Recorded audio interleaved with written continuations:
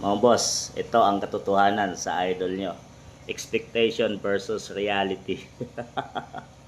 Tikom ang ganyang bibig mga boss tungkol dito sa corruption ng PBBM administration, Martin Romualdez, Sandro Marcos, mga budget insertion, billions ang pinag-uusapan mga boss. Ay walang nagawa ang idol nyo.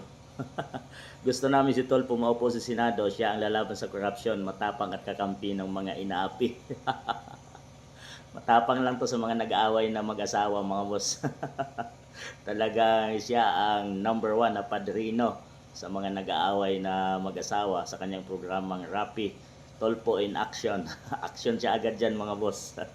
Dahil siyempre kumikita din naman siya dyan dahil sa kanyang vlog.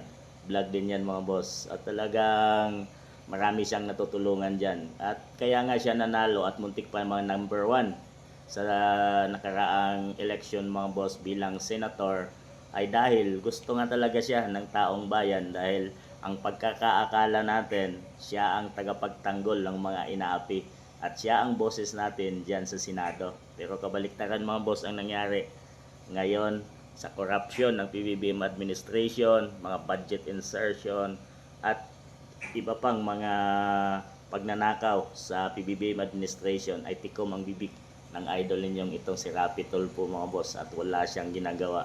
Bakit kaya mga boss? Ang bata daw pag umiiyak bigyan mo ng candy ay tumatahimik yan mga boss at hindi na muling iiyak.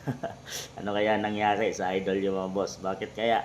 Mayroon kaya siyang ano dito?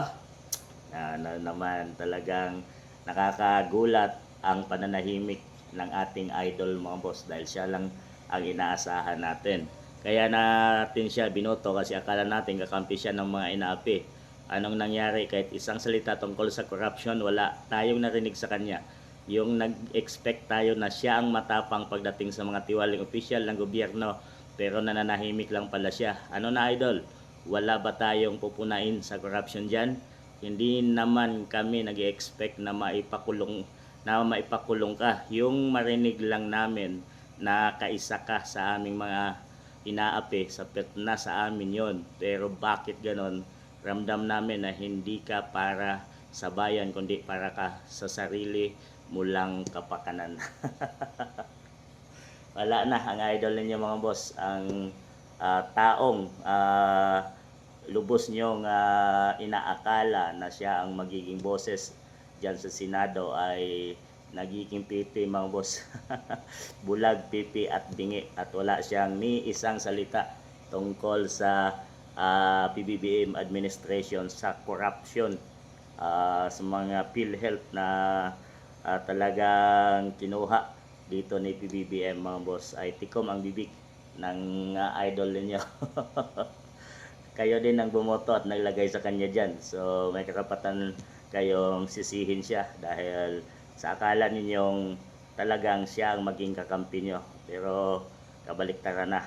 Expectation versus reality. Tahimik na ang idol nyo. Ano masasabi nyo mga boss?